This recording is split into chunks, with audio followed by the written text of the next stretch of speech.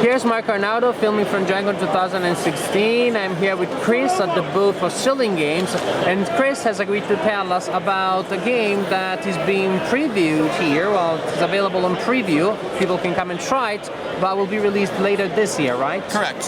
For people who backed the game on Kickstarter, you should be getting your copies around October, November.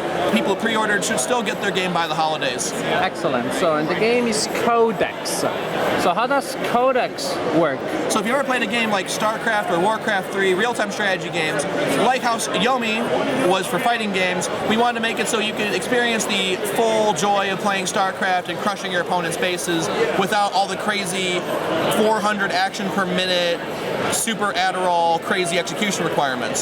So just like in a real-time strategy game, you have your hero, like Trock Bashar here, who's the bashing hero, and he's fighting against his nemesis in this game, River Montoya, the finesse hero. And just like in a real-time strategy, you're trying to knock your opponent's base out, because once you knock your opponent's base out, well, they can't do anything anymore. So how do you do that? Well, you have your workers making gold for you. All your cards maybe you don't want throughout the course of the game can be permanently turned into workers, and they're not interfering with your draw and discards anymore, so you're not going to see them anymore. And then later in the game, you can tech in units like Iron Man or Revolver Ocelot, who are your Tech 1s who are just there, they're just better than your Tech 0s. And eventually you'll get to the big boy Tech 3, the Trojan Duck, who just causes havoc and destruction wherever he goes, and just destroys everything. So how does a turn work? So a turn, for instance, I'd be shuffling up. On my first turn, I'd have 5 cards. So you can see my cards here. At the start of my turn, I'd be taking some money. I have 4 workers. Since I'm going first, I'll take 4 gold. And then I'll say, well, I want to get my hero out there, so I'm going to play Trock immediately because he's awesome. And then maybe I don't want to see this little spell anymore, right? So I'm going to spend 1 gold, put it in my worker pile. For the rest of the game, I'm not going to see it. It's a worker. It's giving me money every turn. And then I still have 1 gold left, so maybe I play Tenderfoot.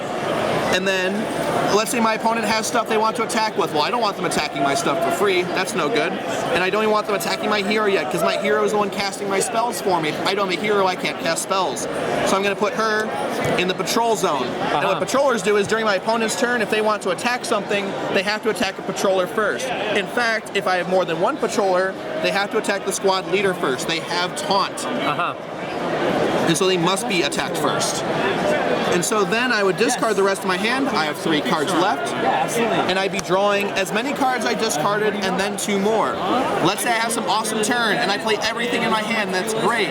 But then I only draw 2 cards. And then what if I want to worker one of them? Well, now I have 1 card left. So I kind of want to play a little bit less than I want to, but I still want to play cards on the board. So there's sort of a push and pull. How many cards do I want to play versus how does this affect my turns in the future? And then during my opponent's turn, at the start of my turn, I'd be looking through my Codex.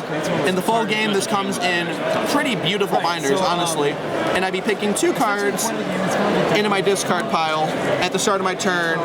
Here they go.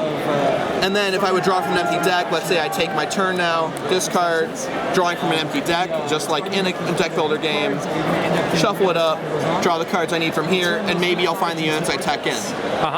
And the game will end when eventually maybe I just have some hideous board here, and then everything goes and hits the opponent's tech buildings and their base and destroys them.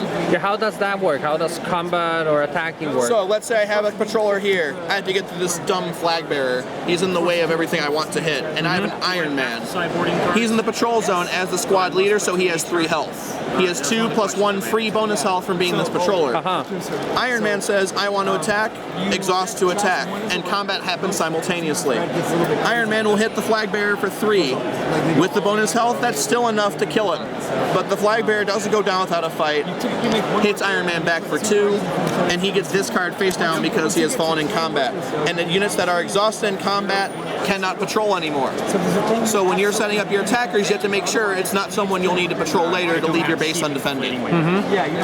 Excellent. Thank you for this introduction to Codex, the card time strategy. I see several boxes there of So the bashing versus versus Finesse, which I was sort of showing you a little bit of. You can see the cards here come from Bashing versus Finesse. This is $25. This is the 1v1 game. So that's the starter set. Yes, that's the starter set. That's actually what I've been demoing throughout the course of this week. So, you want to get the core set? The full game is 3v3. For $40, you get the Blood Anarchs, the red faction versus the green Moss Sentinels. And the full game is 3 heroes versus 3 heroes. And if you want everything the kitchen sink and everything the kitchen sink came with, you get the deluxe set right here. And that's $200. Comes with all 6 colors. You can see Richard is showing you. It comes with slots for all your tokens. This holds all 6 of these fantastic binders, which come with everything, including Bashing versus Finesse. You can see it comes with this awesome spin down counter, 2 velvet playmats, additional playmats for games like 2-Head Giant or Emperor or something like that. And this will hold sleeve all of your starter decks and all of your heroes. Excellent. Thank you very much for this introduction to Codex. You're very welcome.